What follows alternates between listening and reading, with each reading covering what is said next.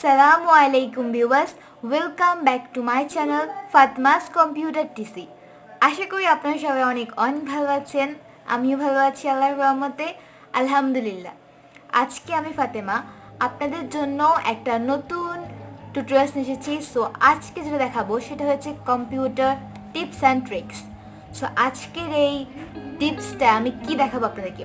আজকে আমি আপনাদেরকে তিনটা টিপস দেখাবো।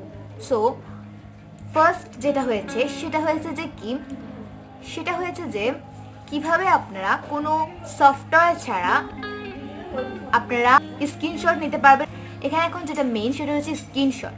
সো যেমন আপনারা দেখুন যে আপনারা যদি কখনো কাজ করেন তখন কাজের মাঝে আপনাদের হয়তো এমন একটা ইম্পর্টেন্ট কাজ হয় যেটা আপনারা অন্য কাউকে দেখাতে চান, অথবা যদি কোনো প্রবলেম হয় তাহলে আপনি অন্য কাউকে বলছেন যে আমার এইখানে এই প্রবলেম হয়েছে, আমি এইটাতে এটা করেছি, এখন আমার এই প্রবলেমটা হয়েছে। সো সেটা আপনি তাদেরকে কিভাবে বলবেন, কিভাবে দেখাবেন? এরকম কিন্তু একটা আছে যে আপনাদেরকে বারবার স্ক্রিনশট নিতে হবে বারবার, কিন্তু এমন একটা আজকে যে সিস্টেমটা আমি আপনাদেরকে দেখাবো যেটা হয়েছে যে কোনো সফটওয়্যার ছাড়া আপনি কাজের ভিতরে আপনার কাজ করবেন আপনি, কিন্তু সেটা অটোমেটিক স্ক্রিনশট নিবে। সো আজকে আমি আপনাদেরকে সেটাই দেখাবো, আর তাও সেটা কোনো সফটওয়্যার ছাড়া। সো গাইস, সেটা কি এবং কিভাবে দেখাচ্ছি আমি আপনাদেরকে।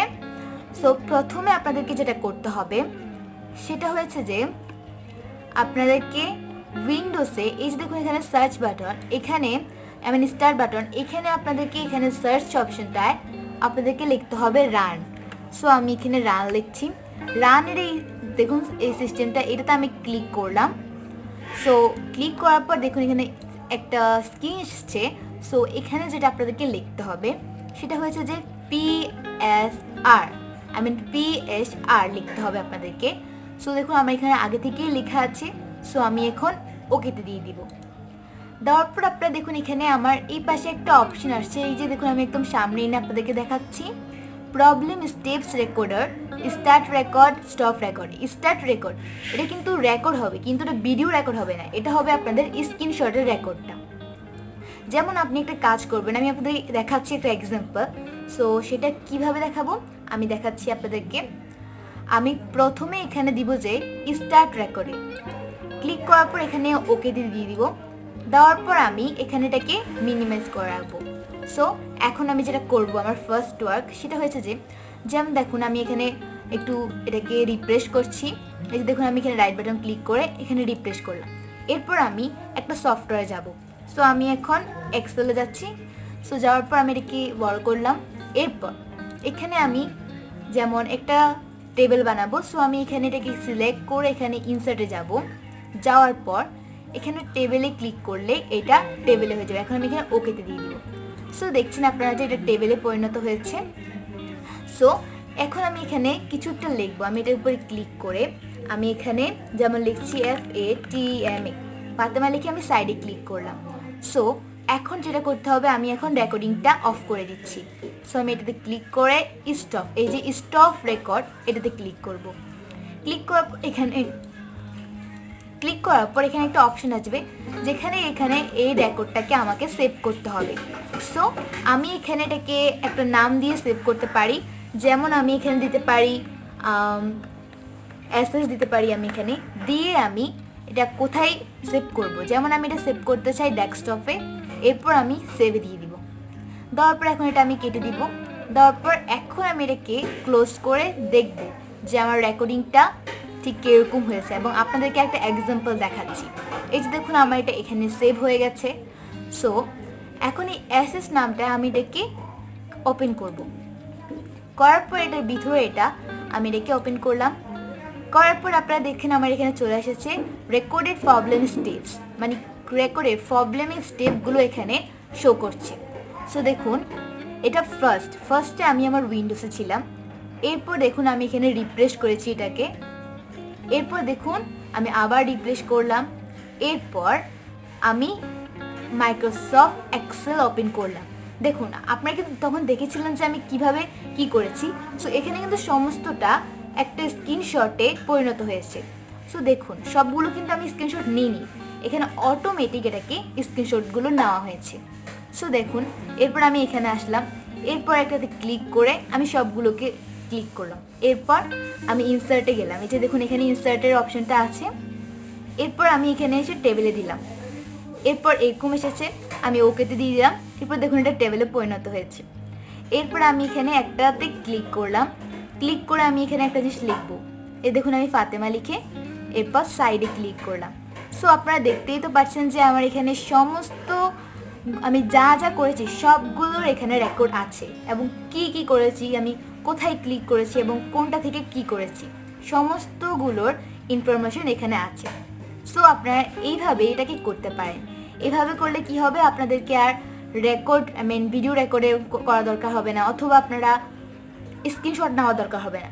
নয়তো দেখুন ধরেন আপনারা একটা কাজ করছেন, এখন আপনার একটা প্রবলেম হয়েছে, সো আপনারা এখানে এই প্রবলেমটা কোথা থেকে কি ক্লিক করেছেন অন্য কাউকে জানানোর জন্য আপনাদেরকে এখানে বারবার স্ক্রিনশট নিতে হবে, অথবা আপনারা চাইলে ভিডিও কলও বলতে পারেন। কিন্তু এখানে এমন একটা সিস্টেম যেটাতে আপনারা অটোমেটিক কোনো সফটওয়্যার ছাড়া অ্যাসেসগুলো হয়ে যাবে, স্ক্রিনশটগুলো নেওয়া হয়ে যাবে। সো ঠিক এইভাবে আপনারা করতে পারেন। সো গাইস, আমি আশা করি যে আপনারা ভালোভাবে এই সিস্টেমটা বুঝতে পেরেছেন। সো এখন আমাদের দ্বিতীয় স্টেপে আসছি আমরা। দ্বিতীয় স্টেপটা যেটা হলো সেটা হয়েছে যে ফোল্ডারে একটা স্টেপ। সো ফোল্ডারে এই স্টেপটা আমি তো আপনাকে ফোল্ডারে অনেকগুলো ভিডিও দেখিয়েছি। সো আজকেরটা একটু আলাদা, একটু অন্যরকম। সো আজকে যেটা হয়েছে সেটা হয়েছে যে কিভাবে আপনারা একসাথে অনেকগুলো ফোল্ডার ক্রিয়েট করতে পারবেন। যেমন সাধারণত দেখুন আপনারা যেরকম থাকে, আমরা যদি একটা ফোল্ডার ক্রিয়েট করতে চাই তাহলে কি করি, এই যে দেখুন এখানে রাইট বাটন ক্লিক করি, নিউতে দিই, ফোল্ডারে ক্লিক করি, তাহলে একটা ফোল্ডার ক্রিয়েট হয়। এরকম করে যদি আপনি ধরেন আপনি 1000টা ফোল্ডার ক্রিয়েট করতে চান, সো আপনি যদি এরকম করে করতে চান তাহলে আপনার অনেক সময় লেগে যাবে। সো আজকে যে সিস্টেমটা দেখাবো সেটাতে আপনাদের ফোল্ডারগুলো আপনি যদি অনেকগুলো ফোল্ডারতে চান, যদি 1000 চান, 2000 চান ফোল্ডার ক্রিয়েট করতে, তাহলে ওগুলো অটোমেটিক হয়ে যাবে। আপনাদেরকে কোনো কষ্ট ছাড়াই আপনাদের কাজটা সোজা হয়ে যাবে। সো সেটা কিভাবে হবে, সেটা একটা কোডের মাধ্যমে হবে। সো দেখুন আপনারা দেখতে পাচ্ছেন যে এখানে আমি কোড লিখে রেখেছি আগে থেকেই। সো এই কোডে ক্লিক করলাম। ক্লিক করার পর দেখুন এখানে কি লেখা আছে, এখানে যেটা লেখা আছে এইটা ঠিক এই জিনিসটাই আপনাদেরকে কপি করতে হবে। সো আমি এই লেখাগুলো আমি ডিসক্রিপশন বক্সে দিয়ে দিব, আপনারা ওখান থেকে এগুলো কপি করে নিতে পারেন, অথবা আমি এখানে স্ক্রিনটাকে বড় করে দেখাবো আপনাদেরকে, যেন আপনারা ওখান থেকে দেখে লিখে নিতে পারেন, তাহলে আপনাদের করতে সুবিধা হবে। সো ঠিক এই লেখাগুলো আপনারা লিখবেন। লিখে এরপর যেটা করতে হবে, লেখাগুলো তো লেখা হয়েছে কিন্তু এখন তো এটাকে সেভ করলে এটা হবে না। সো এখন যেটা সবচেয়ে বেশি ইম্পর্টেন্ট, একদম অনেক ইম্পর্টেন্ট, সেটা হয়েছে যে এখানে ফাইলে গিয়ে সেভে ক্লিক করতে হবে, সেভ আসে ক্লিক করতে হবে। এখানে কিন্তু একটা জিনিস মনে রাখবেন যে সেভ আসে ক্লিক করতে হবে। ক্লিক করার পর এখানে ডেস্কটপ সিলেক্ট করলাম আমি, এরপর ফাইল নেম আমি কোডে দিলাম।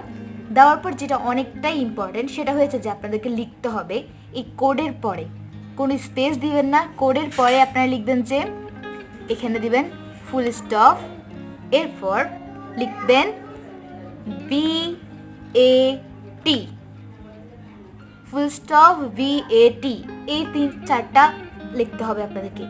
লিখে এরপর সেভ দিয়ে দিবেন।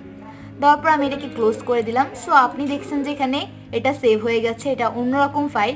এটা কিন্তু হয়েছে যে আমার আগের ফাইলটা, কিন্তু এটা অন্যটা। সো ঠিক এটাই হয়েছে মেইন ফাইল। এখন যেটা করতে হবে, দেখুন এখানে আমি ফোল্ডারটা আছে এখন আগে থেকে, আমি তখন ক্রিয়েট করেছিলাম। এখন যেটা করব, আমি এই কোডটাকে ফোল্ডারের ভিতরে ঢুকিয়ে দিব। দেওয়ার পর আপনারা দেখুন আমি রিফ্রেশ দিলাম। দেওয়ার পর এখন আমি ফোল্ডারটাই ঢুকবো। ঢুকার পর এখন আমাদের যেটা অনেকটাই ইম্পর্টেন্ট সেটা হয়েছে যে এখন আমরা এটাকে এই ফোল্ডারটা এই লেখাটাকে তো আমরা এখানে লিখলাম, কিন্তু এখন ফোল্ডারটা আমাদের ক্রিয়েট হলো না। সো এখন যেটা করতে হবে সেটা হয়েছে যে আমি এই কোডে ক্লিক করব। ক্লিক করার পর আপনি একটু ভালোভাবে খেয়াল করবেন, কিন্তু এই জিনিসটা অনেকটাই ইম্পর্ট্যান্ট। সো আমি এই কোডে ক্লিক করলাম। ক্লিক করার পর দেখুন এখানে যেগুলো আসছে, এখানে দেখুন আপনারা আমার অটোমেটিক অনেকগুলো ফোল্ডার ক্রিয়েট হয়ে যাচ্ছে। এখন কিন্তু অনেক হয়ে গেছে। তো এখন আমি যদি এটাকে ক্লোজ না করি তাহলে কিন্তু আমার এটা হতেই থাকবে। সো আমি এটাকে ক্লোজ করে দিলাম। দেওয়ার পর এখন আপনারা দেখুন আমি এটা রাইট বাটন ক্লিক করলাম। আপনারা দেখুন এখানে আমার কতগুলো ফোল্ডার ক্রিয়েট হয়েছে। এই যে দেখুন আপনারা 15,270, মানে 15,270। এখানে আপনার 15,000-এর উপরে ফোল্ডার ক্রিয়েট হয়ে গেছে। এই যে দেখুন আপনারা এখানে 3, 4, 5, 6 এরপরে এরকম করে কতগুলো আপনারা দেখুন। এখানে আপনারা দেখে এখানে বুঝতে পারবেন যে অনেকগুলো এখানে 15,000টা ফোল্ডার এখানে। সো দেখতে তো পাচ্ছেন আপনারা, আমি এখানে ওইটাতে ক্লিক করার সাথে সাথেই ঠিক এই কোডটার উপরে ক্লিক করার সাথে সাথে কিন্তু আমার এগুলো ক্রিয়েট হয়ে গেছে। সো আপনারা দেখলেন এটা কিন্তু একটা ম্যাজিকের মতো। ক্লিক করার সাথে সাথে 15,000টা ফোল্ডার ক্রিয়েট হয়ে গেছে একই সাথে, ঠিক একই সময়। সো গাইস, আশা করি যে আপনারা এটা বুঝতে পেরেছেন এবং আপনাদের এই টিপসটা একটু ইন্টারেস্টিং লেগেছে। আমার থেকেও এটা ইন্টারেস্টিং একটা টিপস লাগে, কারণ এটাতে আপনাদের কাজটাকে অনেকটাই সহজ করে দেয় এই টিপসটা। সো গাইস, আশা করি যে আপনারা ভালোভাবে এটা বুঝতে পেরেছেন এবং শিখতেও পেরেছেন এবং জানতেও পেরেছেন। সো আমার দ্বিতীয় টিপসটাও দেখানো হয়ে গেছে। এখন আমার যেটা লাস্ট টিপস, সেটা হয়েছে সেটাও একটা ইম্পর্টেন্ট টিপস, যেটা আপনাদের অনেক সময় দরকার হতে পারে, বেশিরভাগই দরকার হয়। সো সেটা হয়েছে যে আপনারা যদি, যেমন আপনারা একটা ফাইলের মধ্যে অনেকগুলো ইমেজ আছে অথবা অনেকগুলো ভিডিও আছে। সো এখান থেকে আপনারা যদি আপনাদের ভিডিওগুলো শুধু আলাদাভাবে দেখতে চান অথবা ইমেজগুলো যদি আলাদাভাবে দেখতে চান, তাহলে আপনাদের কি করতে হবে, আমি সেটা আজকে আপনাদেরকে এই লাস্ট টিপসটা দেখাবো। সো সেটা আমি দেখাচ্ছি। আমি কম্পিউটারে গিয়ে এখানে দেখুন, আমি আপনাদেরকে দেখাচ্ছি এই দেখুন আমার এই ফোল্ডারটা কিন্তু শুধু অনলি ভিডিওস, এবং এখানে হচ্ছে ইমেজ। সো আপনারা দেখুন এখানেও একটা ইমেজ আছে। সো আমি এই ইমেজটাকে এনে এই ভিডিওসে দিয়ে দিলাম। এখন কিন্তু এটার ভিতরে কোনো শুধু সমস্তগুলো ভিডিও কিন্তু ইমেজ নেই। আমি শুধু এই প্রথম একটা ইমেজ দিলাম। সো এখন হয়তো এখানে অনেকগুলো আছে। এখন আপনাদের কম্পিউটারে হয়তো অনেকগুলো আছে, আমার এখানে অনেক নেই, আমার এখানে অল্প কম। সো আমি এখানে দেখাচ্ছি আমি ওই ইমেজটাকে কীভাবে বের করব। আমি কিন্তু ওটার নেমটা লিখবো না। হতে পারে যে আমার ওটার নেমটাই মনে নেই, তাহলে আমি কি করব, নেমটা তো ধরেন অনেক নেম থাকে, সবগুলোর নেম তো আর মনে রাখা সম্ভব না। সো এখন আমি দেখাচ্ছি কিভাবে করবেন। যেটা হচ্ছে ইম্পর্টেন্ট সেটা হচ্ছে সার্চ ভিডিওস। এখানে লেখা আছে, এই ফোল্ডারটার নাম হয়েছে ভিডিওস, এখানে সার্চ ভিডিওস লেখা। সো আমি এখানে ক্লিক করলাম। ক্লিক করে এখন যেটা করব সেটা হচ্ছে যে আমি এখানে ডট লিখবো, .jpg। সো দেখেছেন এটা হয়েছে আমার জেপিজি মানে হয়েছে যে একটা ইমেজ টাইপের নেম, এই টাইপটা একটা আছে।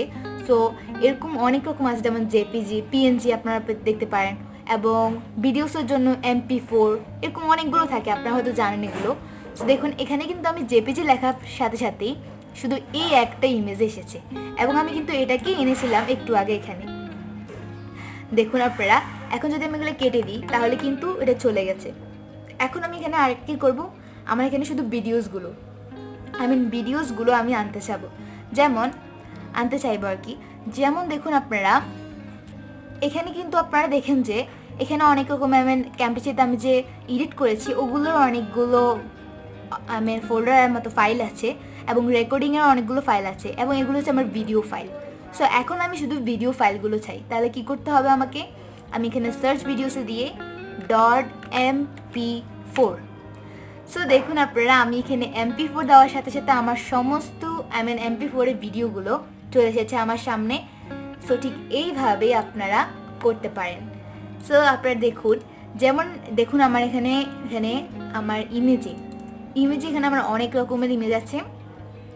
সো এখানে আমরা দেখুন এগুলো হয়েছে আমার রেকর্ডিংগুলো, যেগুলো আমি আমার ভিডিওর জন্য রেকর্ড করি। সো এগুলো কিন্তু হয়েছে MP3। সো এখন যেটা হবে যে এখানে কিন্তু এটা ইমেজের ফাইল, এই ইমেজের ফাইলের থেকে আমি কি করে আমার ওই রেকর্ডিং ভয়েস রেকর্ডিংগুলো বের করব। সো আমি এখানে ইমেজে দিলাম, দেওয়ার পর এখানে আমি সার্চ ইমেজে ডট ক্লিক করে MP3 লিখব। দেখুন আপনারা আমি MP3 লেখার সাথে সাথে আমার সমস্ত রেকর্ডিং চলে এসেছে। সো গাইস, এইভাবে আপনারা আপনাদের কাজটাকে আরও সহজ করে নিতে পারেন।